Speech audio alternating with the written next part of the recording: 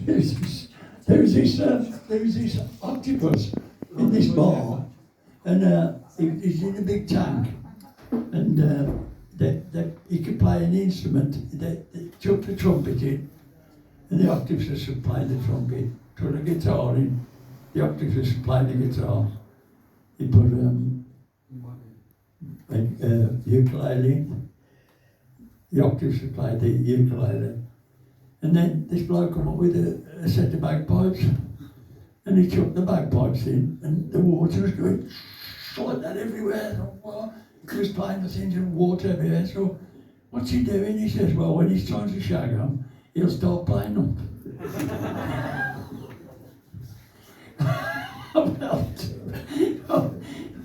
Have a think about that woman, not too long. Don't explain it. Anyway, you all right, John? I don't actually know any comedy songs on the trumpet. I'll just play a bit of trumpet and then I'll go into the comedy. Okay, Johnny. Jolly good old fella. What should I play? Should I play When the Saints? Remember when I used to play the Saints? Yes, that was good.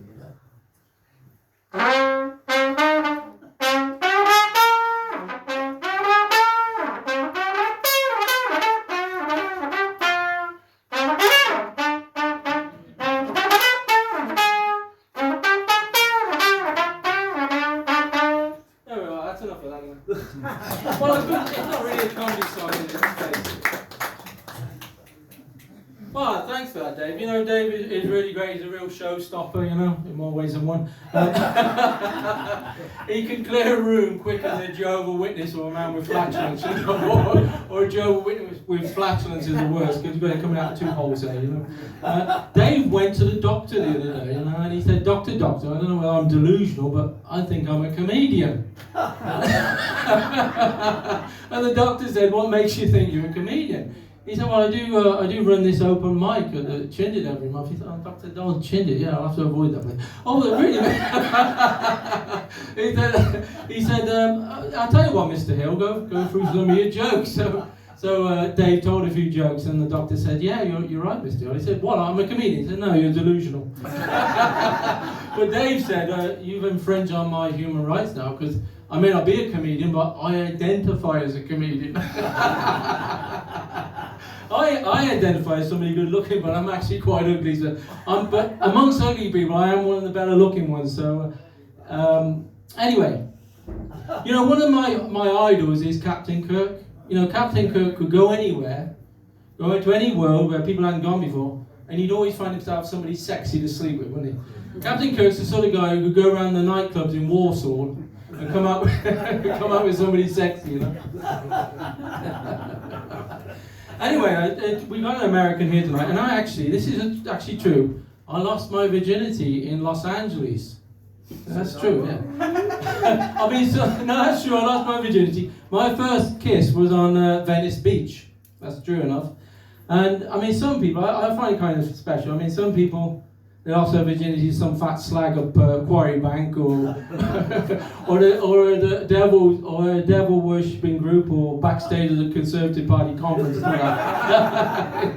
But I lost my virginity to somebody really beautiful. She was a really beautiful looking girl, and I wish I could go back there and look into dark, exotic eyes and say, where the fuck is my wallet?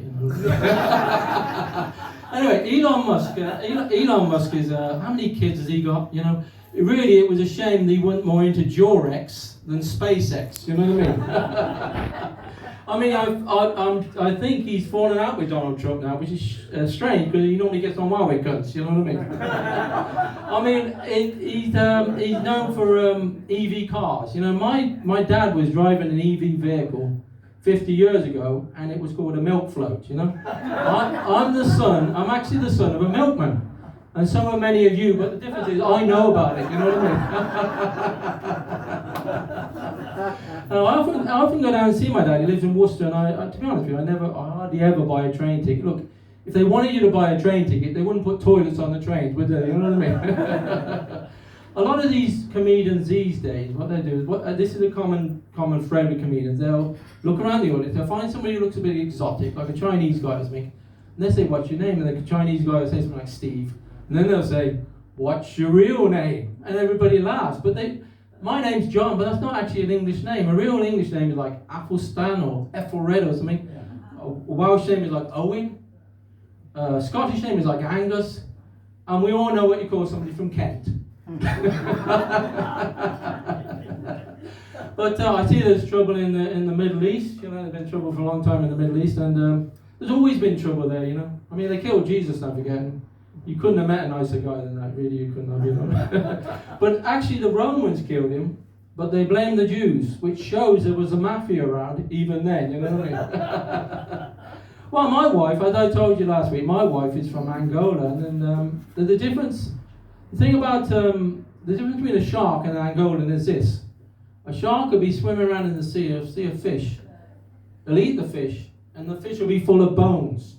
And the shark will avoid that fish in future. But an Angolan will go out, buy a fish, the fish will be full of bones, and the next week he'll be down the market buying the same fish again. You know? I was married to one, and I'm still married to her. I don't live with her anymore. But every time I went to the toilet, it was like giving birth to a porcupine. You know what I mean? I saw my mother-in-law. I did see my mother-in-law the other day with a bulldog walking down the street, and I went up to her and I said, "That's a nasty-looking dog you're with." And my mother-in-law said, "Actually, no, it's quite a nice dog." I said, "No, I was talking to him." I was waiting for the bus the other day, and you remember that guy last week I met who asked me when the bus was due, you know? He said, well, I met him again, and he said, "Is it coming?" I looked round at him, I said, "I don't think so, mate, you haven't even got an erection, you know?"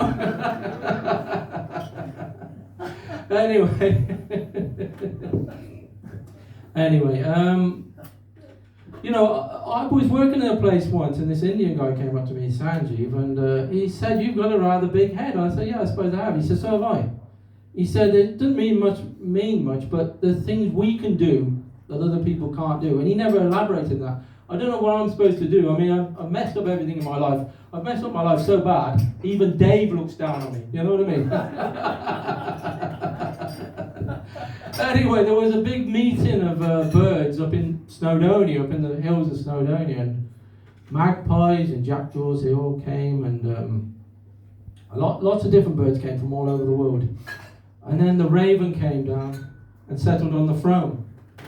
And he was about to receive the crown, and when this Roman gladiator came in and said, "That crown belongs to me." And the raven said, "Why? I'm the largest of all the crows in the world. I deserve the crown." And the gladiator said, "That's where you're wrong. I'm the largest." And he said, "Where were you?" He said, "Russell Crowe." Anyway, I'll tell you a story. This is actually observational comedy. Dave calls this observational comedy, and it is actually. My wife, she used to be friends with this African guy who was married to this Portuguese lady. And every time the lady gave birth, it was like she was giving birth to light bulbs. You know, the children were so white.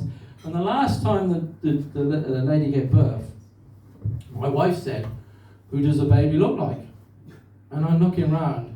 And it was just like when Prince Harry was born, you know, I was looking around the faces, and then I see this black guy going like this, and I said, "Yeah, it looks like you." And a lot of time that happens. I mean, another friend of mine, his wife was cheating on him, and he said, I said, "How do you know they're your kids?" He said, "Well, they've got my fingers." But anyway, I might go on to another song, I think. I might do a song which I've written. Right. This is the first time this song has ever been performed. Oh, I've got no pickup on this thing. Shall I tilt it down a bit so you get the... This is the first time this song has ever been performed on stage.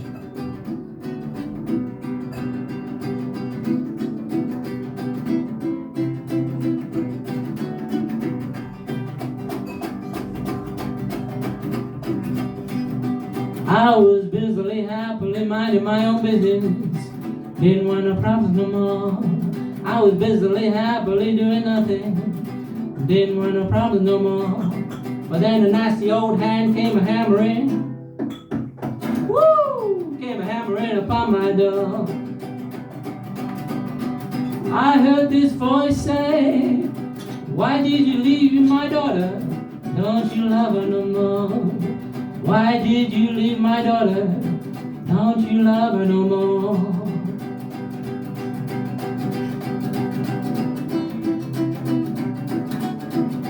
And I looked out of the window, I forgot the liner, and there stood my mother-in-law. I said, why don't you leave us alone? Why don't you just go? Why don't you leave me alone? Why don't you just go? And then I looked around the room, I looked for something to throw. But all I could see was the wardrobe, so I headed downstairs and tell her a few things that she should know.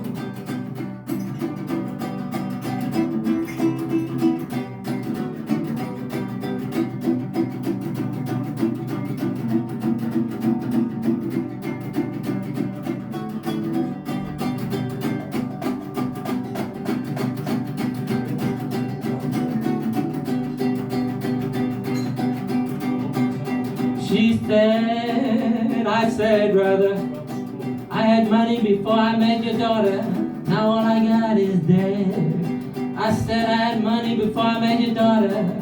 Now all I got is dead. And I so lament the day, I lamented the day that we met. Well, I was busily, happily doing nothing. Didn't want no problem no more. I was busily, happily doing nothing. Didn't want no problems no more.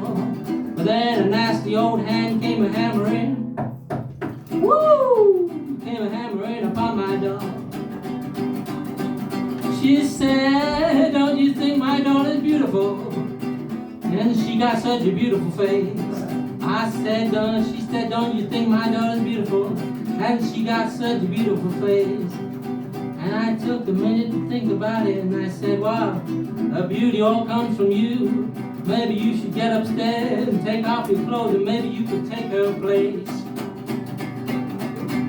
I was busily, happily doing nothing, yeah. Didn't want no problem no more. I was busily, happily doing nothing, yeah. Didn't want no problem no more. And then, sweet Jesus, hallelujah, around came my mother-in-law.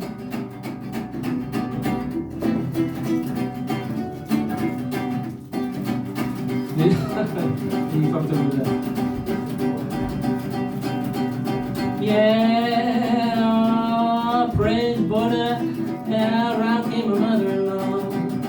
And she came and she came, around came my mother-in-law. So close this to a comedy song.